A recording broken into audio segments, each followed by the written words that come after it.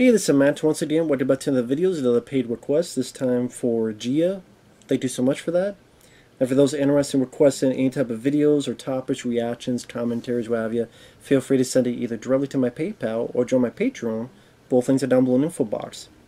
And he sent me a video, which I did watch the video, but he wanted my thoughts on Tim Burton's Superman, the film that was never made.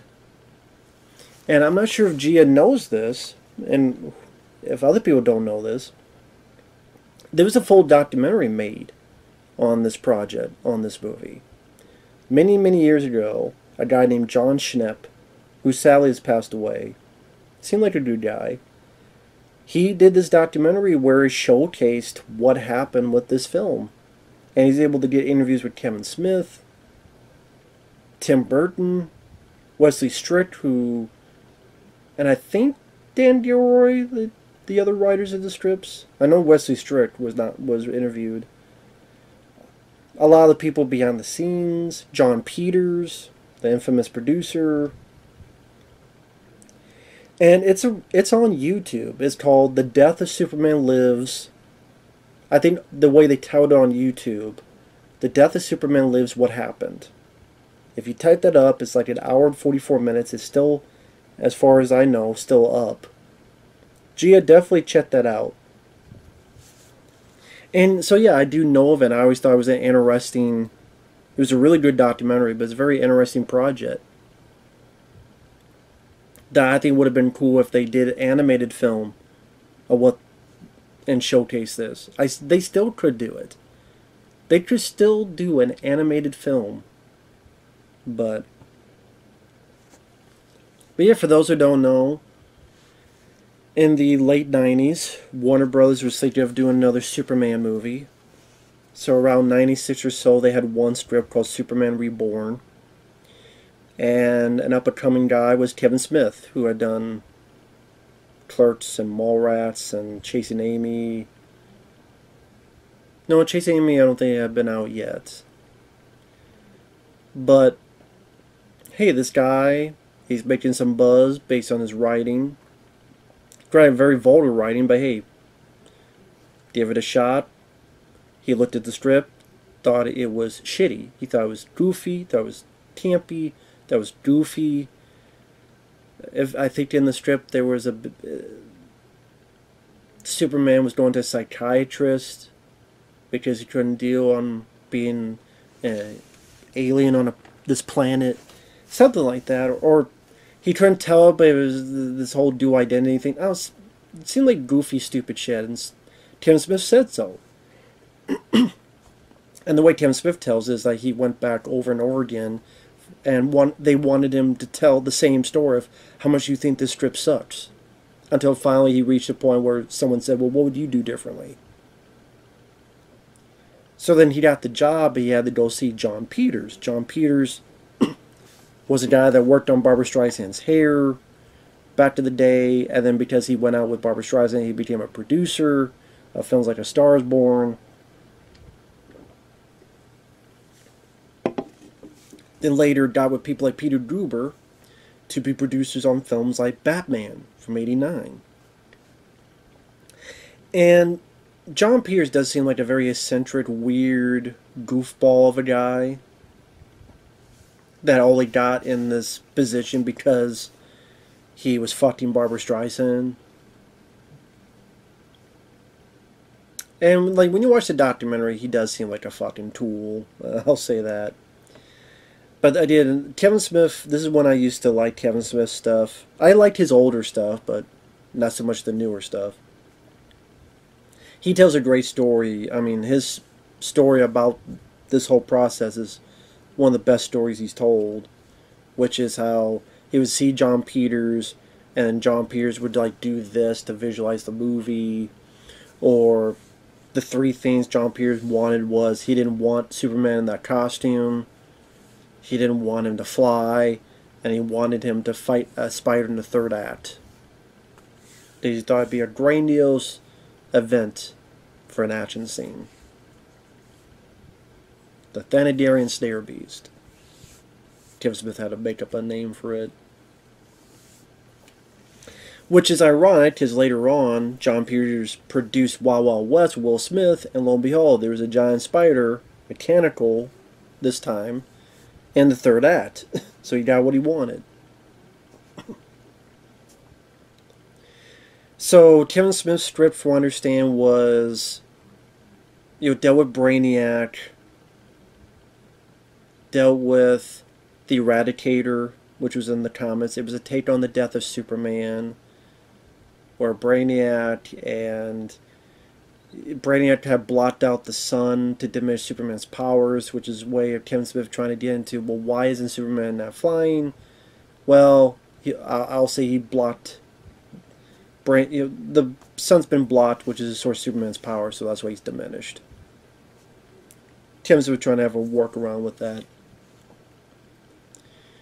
And that Superman dies, and then the Eradicator's helping him, and then so on and so forth. And apparently Kevin Smith's script, there's a lot of other villains in there that Superman would be fighting and dealing with. And apparently, like, Nicolas Cage and Warner Brothers liked it enough that they signed on. Now, I didn't know about this, because they didn't mention this in the documentary, but they did mention in this video that apparently John Peters or the studio, I can't remember which, they wanted Renny Harlin to direct. But Nick Cage said no. So I thought that was kind of weird. I mean, on one end, Renny Harlin did Die Hard 2, he did Cliffhanger, but I don't know, maybe Nick Cage was thinking of Cutthroat Island, and he's like, I don't want the guy who did Cutthroat Island. I guess if that's the case, I can't blame him.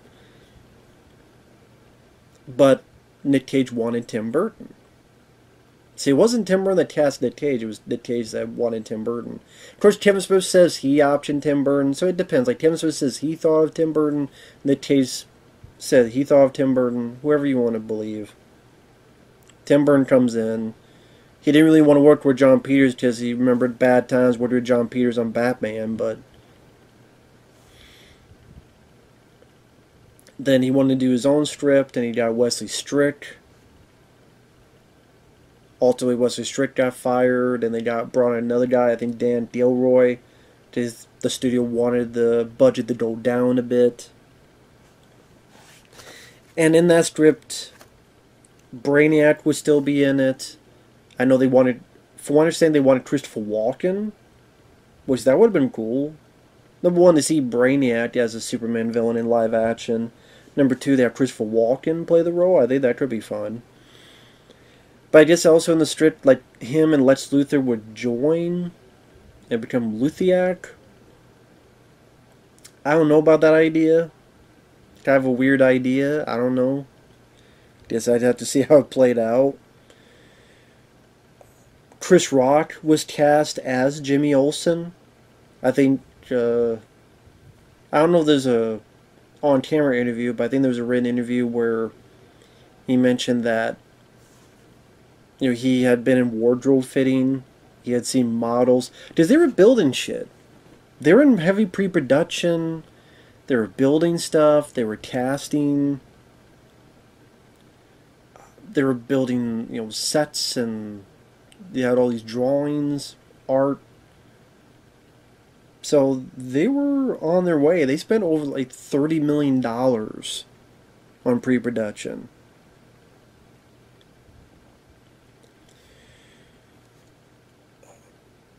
So yeah, instead of the Eradicator, I believe Wesley Strick wrote that it was going to be a Guardian named Kay. And him and Tim Burton talked about how it would be like, kind of, imagine like when Clark Kent, or Kal-El before that, got into the rocket ship to be sent to Earth. He was given this like mechanical teddy bear, but it was his guardian named Kay that could morph into anything and be his protector, teacher. Thus, when Superman later dies, Kay merges with him to bring him back to life, bring him back into health, and kind of fix him. And so, thus, Superman for a chunk of the movie would be in this different costume, to, because it was going to be, Brainiac comes down, Lex Luthor has sent a signal, hey, does anyone know anything about Superman, or this figure, this is who he is, this is what he can do, he's a Kryptonian. Brainiac arrives, they merge together, they create Doomsday, set Doomsday out, Superman dies, Kay the Guardian would try to fix him. As it was healing him, Superman would have this armor to go about his day until he's all the way fixed. And then John Peters really pushed for the idea of Brainiac's ship to be this skull-looking thing, which I thought looked cool. I know others, I don't think Tim Burton and Wesley Strick did, but I thought it looked pretty cool, the skull ship.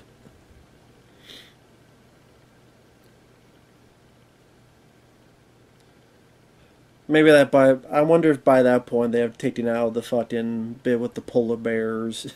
That's the other thing Kevin Smith, when he was talking with John Peters like, at the Fortress of Solitude, can't Superman have guards? We need an action beat. And Kevin Smith was like, well, why does Superman need guards? Well, how about a polar bear? What? Brainiac kills one, and then the other one runs away. Like, why did he... Oh, and we gave him a robot sidekick named Elron. That sounds like a gay R2-D2. John Peters is a trip, I'll say that. Now, John Peters denies some of this, although I do believe...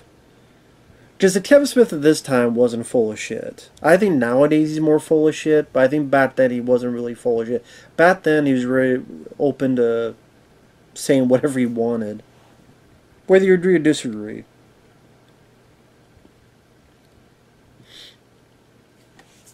And when I see bits and pieces of, like, Nick Cage isn't interviewed, but you see bits and pieces of him being excited to play the character because he grew up with the comics. He's a big comic book fan. From what I understand, he named himself Nick Cage after Luke Cage. He's a big fan of Luke Cage. Like, he's a big comic book guy. That's why he jumped at the chance of playing, Ghost Rider in the sequel. And you see, like, behind the scenes of him and Tim Burton looking at wardrobe. And he looked at the way he's dressed, and this really, I thought, worked well, what Nick Cage said. He kind of presented himself and goes, like, no one would believe this is Superman. What's true is that he's an odd, weird guy that's trying to fit in, because I think the Wesley Strick script, he didn't know he was an alien. Probably just, like, his parents didn't tell him, so he thought he was just some weirdo, or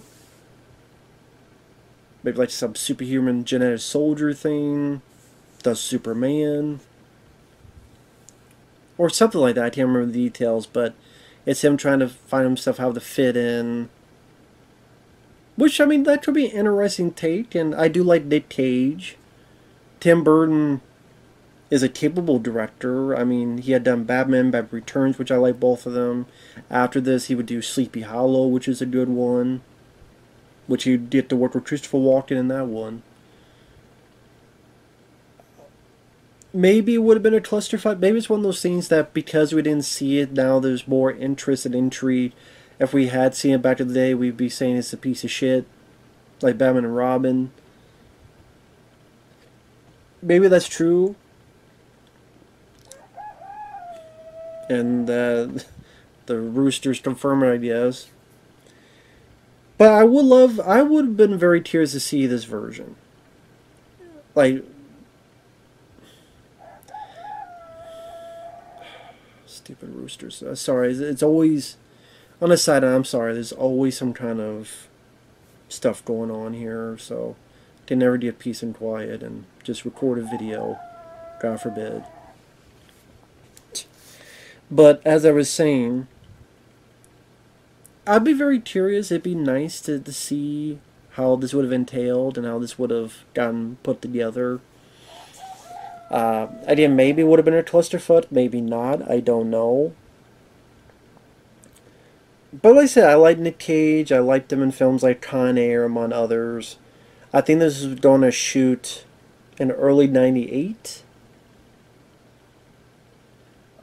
By that point, he was in Con Air and other stuff. So I would have been very curious. It seemed much more of an ambitious, a lot of fantastical visuals. I don't know if they'd have the appropriate look to the film because, as we know, there's a lot of CGI in the '90s, late '90s, on the best looking. So it's definitely an interesting curiosity piece that someone needs to make like a hardcover comic of that original strip, of that what it would have been, or like I say, an animated film seems like an easy, not easy, it's not easy to animate, but that seems like something that would work. That would be very interesting to see. I would, again, let's do an animated movie of this. And then if you think it's bad, but it seems like it would be very interesting. And I can understand why Warner Brothers didn't pull the trigger on it, because, number one, Tim Burton, like, they say yes because of Batman, then they remember Batman Returns, and how people like McDonald's were upset. So then there's a little bit of, what if, it happens to this? Also, they had a lot of big bombs, especially in 1997. You look back and you go, Batman and Robin underperformed. The Postman was a big bomb. Sphere was a bomb. They had quite a bit of big budget tentpole movies that either underperformed, didn't do nearly as well as they should have been, or just were complete fucking bombs. And it's like, okay, we've had this, this, and this. Do we really want to take a chance? And, okay, yeah, we lost $30 million, but if we put the other, I don't know, 40, 50, 60, 70 million, and then marketing, are we really going to get that investment back? Are we going to get bid? So it happened, and it is what it is. If you watch the documentary, there's a lot of beautiful looking pictures and paintings. Like, granted, that doesn't mean that's what it would be in the actual movie, because things change, budgets get cut, John Peters being a pain in the ass. As a producer, don't do this, do that. So who knows what the final product would have been, but a lot of cool looking pictures and storyboard and artwork that you see in that documentary. So I think Nick Cage would have been interesting as Superman. Christopher Walken definitely would have been interesting in Brainiac. There was thoughts of maybe Kevin Spacey as Lex Luthor, which of course he would be in Superman Superman Returns. Chris Rock is Jimmy Olsen, I could see, but as I picture, he'd probably just be doing the Chris Rock antics, kind of like he did in Lethal Weapon 4. Which I guess he did. Well, actually, they came out in '98, I believe. So maybe that's how he got this, because he had just done Lethal Weapon 4, but it hasn't come out yet. I can't remember the details, but I think Lethal Weapon 4 was '98. But if this was starting to shoot in '98, I don't know. Maybe they saw the dailies and stuff and said, "Hey, get this guy."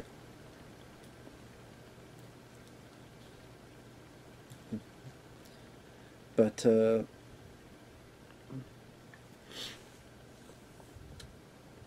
because there was also a time when Chris Rock was going to shoot Dogma. I guess also another thing, like Robert Rodriguez at one point was going to direct the film. I guess they were thinking of him directing it at one point, and then that kind of fell by the wayside.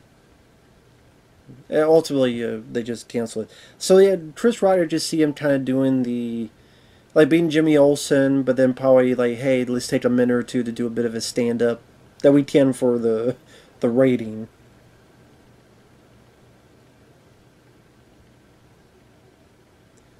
Lois Lane, there's talks of maybe Sandra Bullock, which would have been great. I'm a big Sandra Bullock fan, so I'd be fine with seeing her as Lois Lane.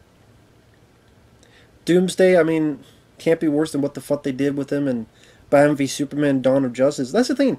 When I watch Batman v Superman: Dawn of Justice, I see what they did with that. Bring me the Tim Burton Superman. At least that would have been more creative and ambitious compared to what the fuck I saw in Zack Snyder's movies. It definitely would have been unique. Yeah, it could have belly flopped. It could have been a clusterfuck, but yes, I would love to have seen it. I really would have. It'd be a very intriguing curiosity. So, with that said, thanks for watching. We'll see you guys later. Bye-bye.